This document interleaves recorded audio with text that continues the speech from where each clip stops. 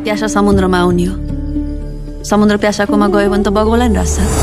नेपाली चलचित्र बजारमा परालको आगोले 4 करोड पार गर्दा राम नाम सत्यले कति कमायो? पछिल्लो हप्ता लागेका 3 चलचित्रहरूले आजको दिनसम्म कति पैसा कमाए? कस्तो छ आजको अवस्था? सबै सिनेबुक नेपाली बक्स अफिसमा समेटेर ल्याएका छौं। पूरा भिडियो हेरेर साथ दिनुहोला। हामी पनि बाहुनै थियौ नि हो बडाबा। खै कुन चाहिँ बाजे बराजुले मोती बिगार्नाले एकदमै भयो। कुरा गरौं यो सालको पहिलो सफल चलचित्र बन्न गइरहेको वैशाख 11 गतेदेखि लागिरहेको चलचित्र परालको आगोको बारेमा। लोकप्रिय कथाकार गुरुप्रसाद मैनालीको कथामा आधारित यस चलचित्रमा सौगात मल्ल, प्रकाश सपुत, सुहाना थापा, सिर्जना अधिकारीको मुख्य भूमिका रहेको छ भने सुशील पोखरेलको निर्माणमा बनेको यस चलचित्रलाई लक्ष्मण सुनवारले निर्देशन गर्नुभएको हो। लगभग 2 करोडको हाराहारीमा बनेको यस चलचित्रले आजको मितिसम्म 4 करोड माथिको व्यापार गरेर आफ्नो लगानी सुरक्षित गरिसकेको छ।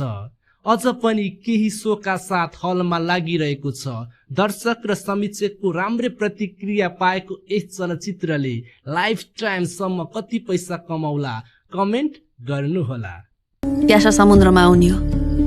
समुद्र प्यासाकोमा गयो भने त बगौला नि रहेछ। गत साता शुक्रबारदेखि हलमा लागिरहेको यो सालको विवाद र चर्चामा रहेको चलचित्र लाली बजारबाट नायिका स्वस्तिमा खड्का, रविन्द्र सिंह बानिया, नवनायक विशाल देवकोटा अभिनीत सस्कोण 8 को ब्यानरमा बनेको यस चलचित्रलाई एम थापाले निर्देशन गर्नुभएको हो।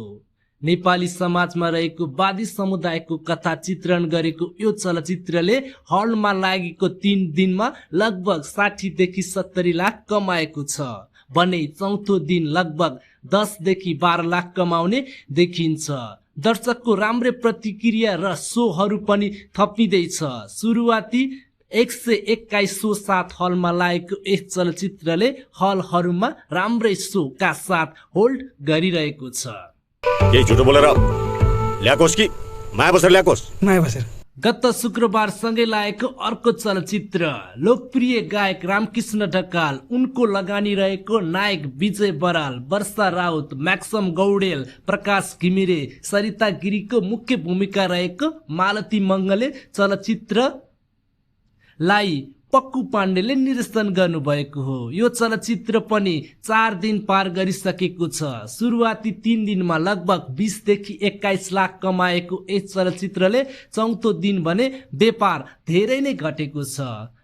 2 देखि 3 लाख हुने अनुमान गरिएको छ। तपाईं यो विद्यालयको गुरु हो, यसरी हान्ने काम गुरुले हैन गोरुले मात्र गर्छ। यही शुक्रबारदेखि हलमा लागेको अर्को चलचित्र गुरु आमा, कलाकार मिथिला शर्मा, गौरी मल्ल, बुद्धि तामाङ, सुशील पोखरेलको मुख्य भूमिका रहेको यस चलचित्रलाई प्रेम सुनुले निर्देशन गर्नुभएको हो। सुरुवाती 3 दिनमा 18 देखि 20 लाख कमाएको यस चलचित्रले पछिल्ला दिन निराशाजनक प्रदर्शन गरेको छ। साथै शो पनि धेरै नै घटेको छ। अनुमानित आज 1 देखि 2 लाख कमाउने आशा गरिएको छ। पछिल्लो वर्षको अन्त्यमा चैत 27 गतेदेखि लागेको चलचित्र राम नाम सत्य, नायक विराज भट्ट, सुशील श्रेष्ठ, आयुष सिंह ठकुरी, सुपुष्पा भट्ट, दिव्या रायमाझीको मुख्य भूमिका रहेको यस चलचित्रलाई माइकल चनले निर्देशन गर्नुभएको हो। लगभग 3 करोड माथिको लगानी रहेको यस चलचित्रले आजको मितिसम्म आइपुग्दा लगभग नेपाली बक्स अफिसमा 3 करोड 40 लाख बराबरको कमाई गरेको छ। चलचित्र लगानीको हिसाबमा फ्लप हुने सम्भावना छ किनकि यो चलचित्र लगभग हलबाट उत्रिसक्यो।